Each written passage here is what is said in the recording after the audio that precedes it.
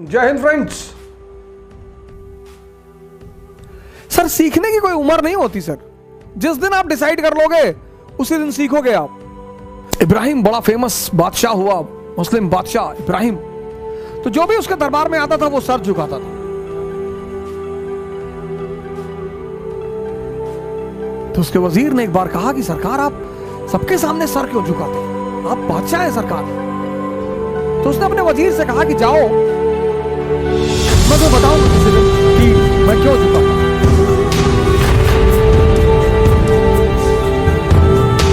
तो उसने एक दिन अपने वजीर को एक खोपड़ी दी, इंसानी खोपड़ी, आ जाओ उसको बेच कर आओ। अरे वजीर ने कहा कैसी बातें कर रहे हैं, कहा नहीं जाओ बेच कर आओ। वजीर पूरे सम्राट से घूमा, इंसानी खोपड़ी कौन खरीदे, जिसके पास में पागल नहीं बस खोपड़ी क्या करेंगे। खोपड़ी का हिंदुस्तान में एक ही वर्ग यूज करता है, उसको कपाली बोलते हैं, वो खोपड़ी लटका कर चलते हैं। इसके पीछे भी एक आध्यात्मिक कारण है, सारा बवाल यहीं पे है, सारा बवाल का जड़ ये खोपड़ी है। इसीलिए तो पश्चिम एशिया में बीहेडिंग करते हैं कि समझाने की क्या जरूरत है यार, इसी को उड़ा दो, इसका सॉफ्टवेयर प्रॉब्लम है, सॉफ्टवेयर ही हटा दो। हिंदुस्तान में तो समझाने की कोशिश करते हैं ना कि भैया देखिए ऐसा नहीं है, भैया ऐसा, वो कहां समझने वाले हैं। इसीलिए इस देश में जब जब बदमाशों ने शासन किया, बड़ा प्यारा शासन किया। इस देश में जब जब शरीफ लोग आए, मोहम्मद बिन तुगलक सज्जन आदमी, बहुत परेशान किया उसको लोगों ने। डॉक्टर मनमोहन सिंह जब यहाँ के देश के राजा थे, लोग रोते थे, कुछ बोलते ही नहीं है डॉक्टर मनमोहन सिंह। मनमोहन सिंह उनका नाम रखिए, मोहन सिंह क्या बोले। इकोनॉमी के इतने बड़े स्कॉलर हैं, तुम जीडीपी का फुल फॉर्म नहीं जानते हो, वो जीडीपी पे बोलेंगे तो 10 दिन बोलेंगे, तो तुमसे बोलने का फायदा ही क्या है, तुम समझ ही नहीं पाओगे क्या बोल रहे हैं।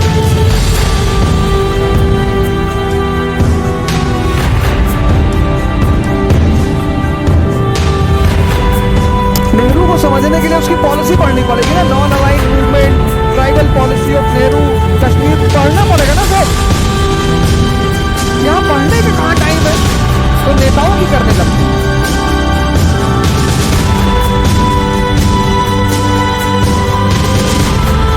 इस देश की जो नेशनल हॉबी है, नेशनल, और किसी को किसी बारे में बता दो,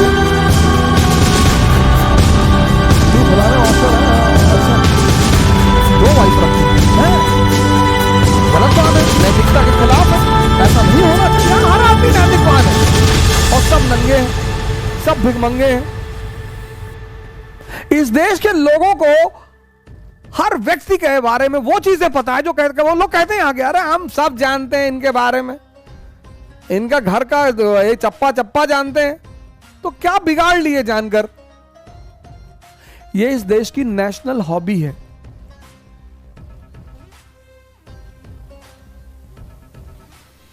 यहां दूसरे की पैंट फटी हो ना तो बड़ा मजा आता है, अपनी चाहे गाय भी हो, अपनी चाहे पैंट ही ना हो, नंगे घूम रहे हैं।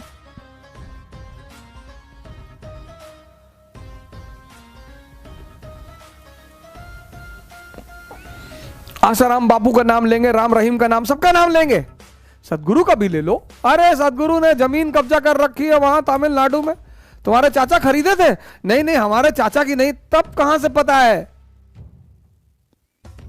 ईशा क्रिया करा रहे हैं, हजारों लोगों को बाहर निकाला है डिप्रेशन से।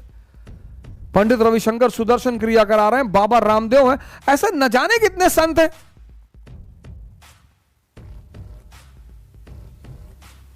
इस देश के लोगों को अपनी संस्कृति का मजाक उड़ाने में, अब सभी योगा करना चाहते हैं। अच्छा भैया वो कपालभाति में पूरी सांस एक बार में अंदर लेनी है, नहीं नहीं, किडनी निकालकर बाहर रखनी है। भैया आपने हमें वीडियो नहीं भेजा, वो वाला भस्त्रिका वाला कैसे करना है भैया, भैया सांस खींच नहीं पा रहे हैं। जब पहले मैं कहता था योगा करो, क्या you are talking about traditional things, this is not traditional. आप सब योगा करना चाहते हैं, आप सब प्राणायाम करना चाहते हैं, अब सब आयुर्वेदिक, अब अपने घर में तुलसी, पता नहीं कौन कौन सा पेड़ घर में लगा दिया, कैक्टस लगाए बैठे हैं घर में। मैं अपने एक दोस्त के घर गया, उनके घर में कई तरह के कैक्टस लगे हुए थे, मैंने कहा सोते हो क्या इस पे, नहीं नहीं सिंबल ऑफ व्हाट? अबे डेजर्ट का प्लांट है। किस चीज का सिंबल है? इतनी बुद्धि मर गई तुम्हारी, एलोवेरा लगा लो। चलो Tulsi, Tulsi we are not traditional people. Oh अच्छा अच्छा अच्छा अच्छा। जब घरों में लोग कैक्टस लगाने लगे, इतना प्यारा पौधा है तुलसी,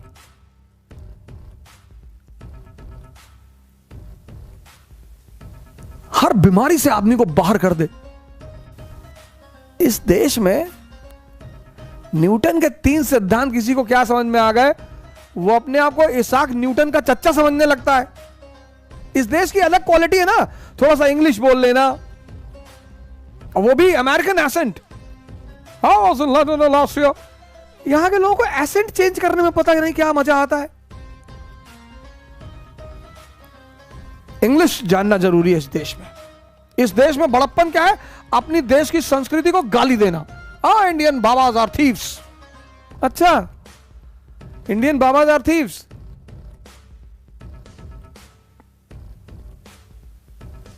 अभी भगाए जाओगे ना पूरी दुनिया में, तो यहीं आओगे वापस।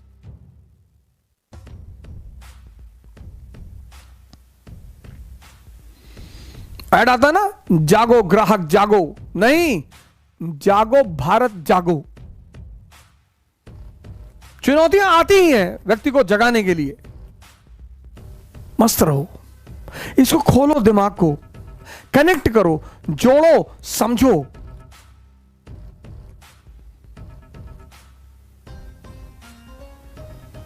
कोशिश करो, युद्ध करो। क्या बुराई करते हो किसी की? क्यों गाली देते हो किसी को? तुम किसी की बात से असहमत हो, अपना तर्क रखो, एविडेंस दो, गाली दे रहे हो।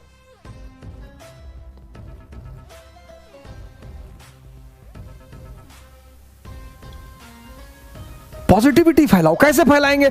सीखा तो है नहीं। 1 अरब 30 करोड़ का देश जिसमें युवा जनसंख्या सबसे ज्यादा है, वो पॉजिटिविटी के लिए परेशान है।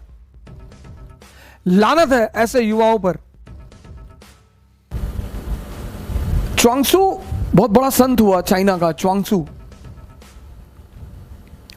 चाइना छोटे छोटे राज्यों में बटा हुआ था उस वक्त। तो एक राज्य दूसरे राज्य पर, च्वांगसू जिस राज्य में था वो छोटा सा राज्य था, तो उसके बगल वाला जो बड़ा राज्य था, बड़ा ताकतवर राज्य था, जो इसके राज्य का मित्र था, उसने पता नहीं किसी बात पे नाराजगी हुई और उस ताकतवर राज्य ने च्वांगसू के राज्य पर हमला कर दिया। अब राजा को तो पता था कि यार हम तो गए, छोटा सा राज्य।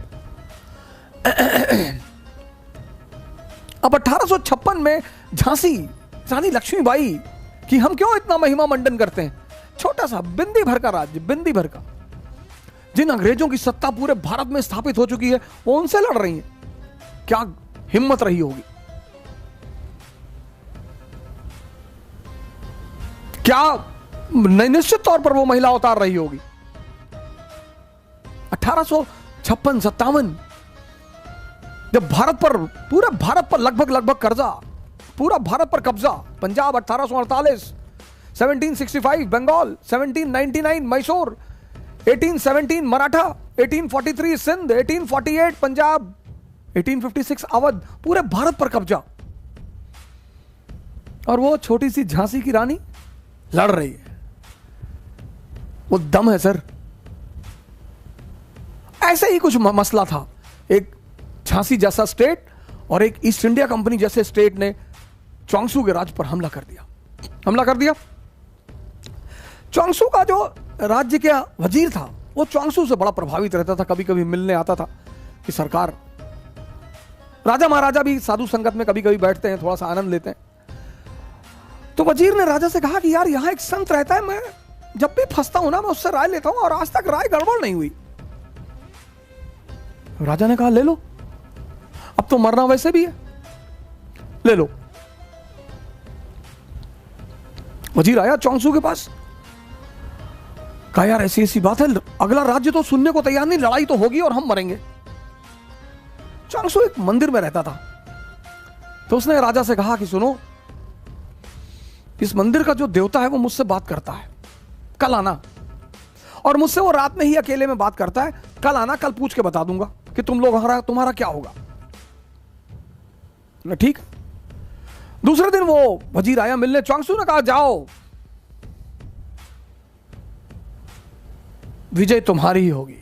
और इस भगवान ने मुझसे आज तक जो जो कहा कभी कुछ टला नहीं, और अगर ये टल गया तो तुम मुझे सजाए मौत दे देना।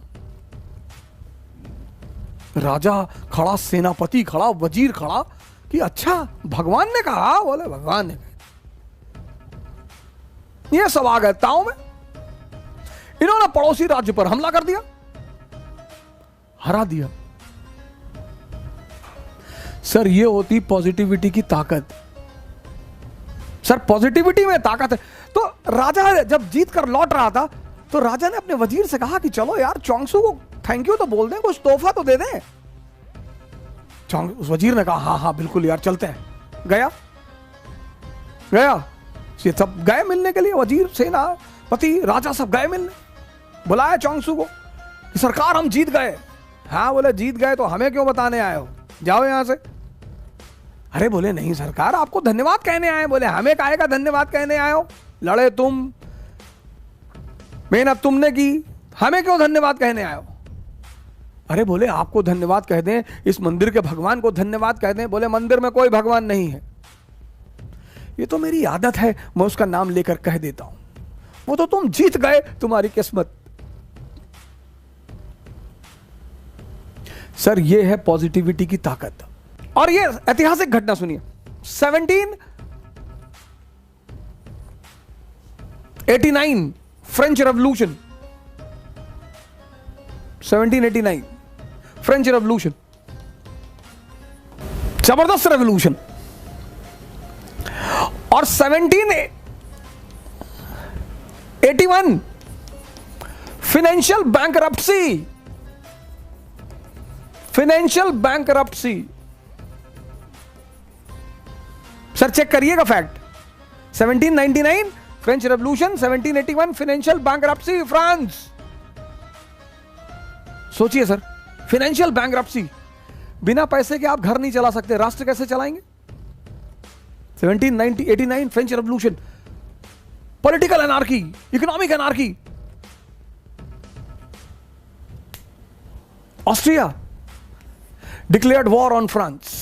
सोचिए सिचुएशन देखिए, Austria declared war, Austria declared war on France. Austria ने फ्रांस पर हमला कर दिया। सिचुएशन देखिए सर, घर में आग लगी है, पड़ोसी ने हमला कर दिया। सर ये हमारे साथ भी हो सकता है सर। घर में आग लगी है सर, पैसा नहीं है, राजनीति का अस्थिरता, लुई 16 को बंदी बना दिया गया सर। और उसी में एक आदमी को 1797 में आर्मी का कमांडर बनाया जाता है, commander in chief Napoleon. Army depressed, surrendered. Sir 3 general already resign कर चुके हैं सर, उसको कमांडर बना दिया जाता है ऐसी आर्मी का, कमांडर इन चीफ। आपकी तरह हमारी तरह मिडिल क्लास का आदमी, अपॉर्चुनिटी मिल गई। He goes to the army and he says to the army कि I am the son of God, blessed son of God, blessed। मैं भगवान का आशीर्वाद दिया हुआ बेटा हूं, मैं ना हारूंगा। बोला मैं हारने के लिए पैदा ही नहीं हुआ। आर्मी तो ताव में आ गई कि अरे ये भगवान का आशीर्वाद दिया हुआ बेटा है। और फिर एक तो उसने हिम्मत दी अपनी सिपाहियों को, और सपना दिखाया। उसने कहा ये Gujarat, Italy, land of prosperity, wealth, आओ मेरे साथ, ले चलूं। तुम खाने बगैर मर रहे हो ना, तुम्हारे पास खाना नहीं है ना, आओ आओ चलो। अरे सेना तो आ गई ताव में, कूद गए इन लोगों ने, ऑस्ट्रिया की गर्दन पकड़ ली, हरा दिया ऑस्ट्रिया को। ट्रीटी ऑफ कैंपो फोर्मियो 1797 पढ़ना सर आज विकिपीडिया में डालकर, सलाम करोगे नेपोलियन को सर। ये होती है पॉजिटिविटी। तुम कहते हो पॉजिटिविटी फैलाने से क्या होगा,